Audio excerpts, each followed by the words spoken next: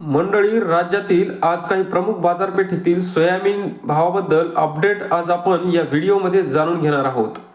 बाजार समिती वाशिम. आवक 900 क्विंटल, जास्तीत जास्त भाव 4700 रुपये, कमीत कमी भाव 3830 रुपये, सरासरी भाव हा 4460 रुपयापर्यंत होता. बाजार समिती अकोला. अकोला येथे आवक 7131 क्विंटल, जास्तीत जास्त 4450 ते 3500 दरम्यान सोयाबीनची विक्री झाली. सरासरी 4150 रुपये इतका भाव सोयाबीनला मिळाला.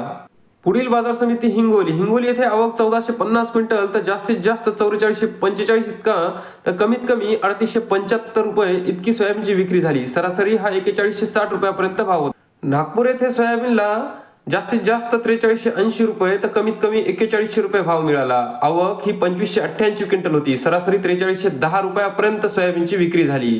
अमरावती बाजार समितीमध्ये आवक 13368 क्विंटल, जास्तीत जास्त भाव 4300, कमीत कमी 4000 रुपये, सरासरी हा 4150 रुपये इतका भाव सोयाबीनला मिळाला. हे होते काही राज्यातील प्रमुख बाजारपेठांमधील सोयाबीनचे बाजारभाव. सोयाबीन व कापूस बाजारभावाकरिता आमच्या चॅनलला सबस्क्राईब करा आणि व्हिडिओ आवडला असेल तर व्हिडिओला लाईक करायला विसरू नका.